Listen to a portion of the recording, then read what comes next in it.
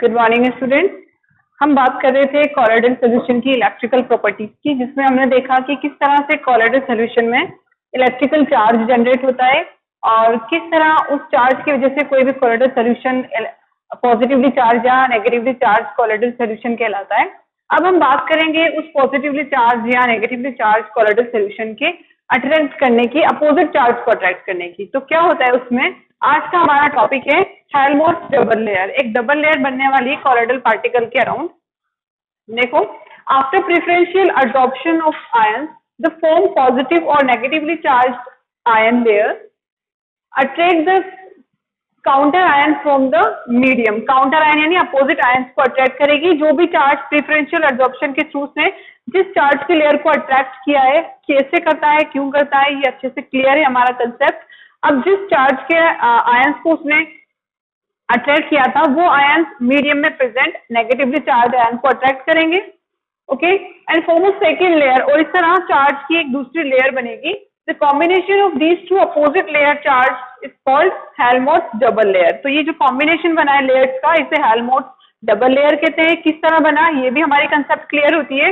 अब उसके बाद जैसा कि आप पढ़ चुके हो कि जब भी अब चार्ज का सेपरेशन होता है, चार्ज अलग अलग हो जाते हैं, तो पोटेंशियल डेवलप होता है, ठीक है। तो वही पोटेंशियल यहाँ पे डेवलप होने वाला है, चार्ज का सेपरेशन हुआ है। The develop potential difference between these two charge layer called zeta potential और इलेक्ट्रोकाइनेटिक पोटेंशियल। तो इन दोनों डबल लेयर के बीच में जो चार्ज का सेपरेशन हुआ, पोटेंशियल डिफरेंस डेवलप हुआ, उस डेवलप पोटेंशियल को हमने नाम दे दिया इलेक्ट्रोकाइनेटिक पोटेंशियल या जीटा पोटेंशियल। आप पिक्चर में अच्छे से समझ सकते हो।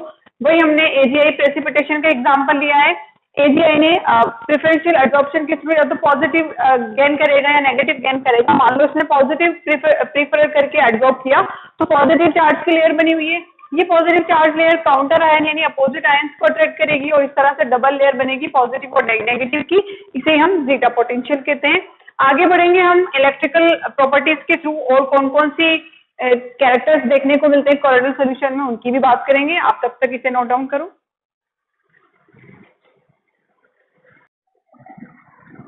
तो स्टूडेंट, हम बात कर लेते हैं इलेक्ट्रोफोरेसिस और इलेक्ट्रोऑस्मोसिस की, जो कि कैरेक्टरिस्टिक्स हैं कॉलोइडल सॉल्यूशन के। और ये कैरेक्टरिस्टिक्स किस वजह से आते हैं, कि इलेक्ट्रिकल प्रॉपर्टीज की वजह से आते हैं। देखो, इलेक्ट्रोफोरेसिस क्या होता है?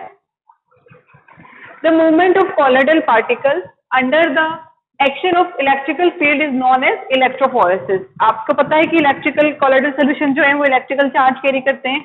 तो जब भी आप इलेक्ट्रिकल फील्ड अप्लाई करोगे, तो इलेक्ट्रिकल चार्ज जो है वो इलेक्ट्रोड्स की तरफ, जो उनके नेगेटिवली चार्ज या पॉजिटिवली चार्ज इलेक्ट्रोड है, उनकी तरफ मूव करने लगेंगे। तो इसी मूवमेंट को, कॉलोइडल पार्टिकल के इसी मूवमेंट को under the influence of electrical field is known as electrophoresis. यहाँ देखो, इलेक्ट्रोफोरेसिस आपको दिखाया गया है। अगर मान लो आपने चार्ज लगाया, आपका जो भी कॉलोइडल सॉल्यूशन मान लो नेगेटिवली चार्ज था या पॉजिटिवली चार्ज था, कैसे चार्ज आया ये हमें पता है। तो जैसे ही आप इलेक्ट्रिकल फील्ड अप्लाई करोगे, तो उसमें जो भी चार्ज की लेयर में बनी हुई होगी, वो अपोजिट इलेक्ट्रोड की तरफ मूव करने लगेगी। इसे इलेक्ट्रोफोरेसिस नाम दे रहे हैं। अब देखो, ऐसा हो कि आप इस इलेक्ट्रोफोरेसिस को यानी मूवमेंट ऑफ इलेक्ट्रोड्स को किसी भी मीन्स के किसी भी थ्रू रोक दो, तो क्या होगा? जब पार्टिकल्स मूव नहीं करेंगे, तो डिस्पर्जन मीडियम पर भी चार्ज है, वो मूव करने लगेगा। तो डिस्पर्जन मीडियम का मूवमेंट इलेक्ट्रोऑस्मोसिस कहलाएगा। वो चीज यहाँ देखते हैं हम। When electrophoresis movement of colloidal particle is prevented by some suitable means, then dispersion medium begins to move towards the opposite charge and this is called, क्या कहलाएगा? इलेक्ट्रोऑस्मोसिस। देखो क्या होता है, इस तरह से ये एक आपने कंटेनर लिया, उसमें आपका कॉलोइडल सॉल्यूशन है, जिसमें डिस्पर्जन मीडियम, डिस्पर्स स्पेस सभी प्रेजेंट है। यहाँ पर आपने सेमी परमिएबल मेम्ब्रेन लगाई। Semi permeable membrane colloidal particle को मूव करने से रोकती है, क्योंकि कॉलोइडल पार्टिकल का साइज बड़ा होता है, वो सेमी परमिएबल मेम्ब्रेन को क्रॉस नहीं कर सकते हैं।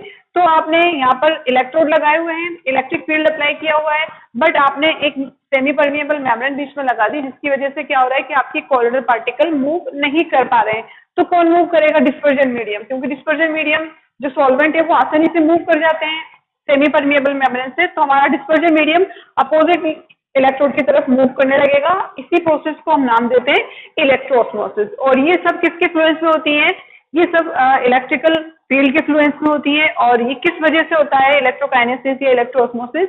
इसी कारण होता है क्योंकि जो हमारे कॉलोइडल सोल्यूशन है उनमें इलेक्ट्रिकल प्रॉपर्टीज पाई जाती हैं, इलेक्ट्रिकल चार्ज मिलते हैं, दैट्स व्हाई ये दोनों प्रोसेस वो शो करते हैं। Thanks for watching.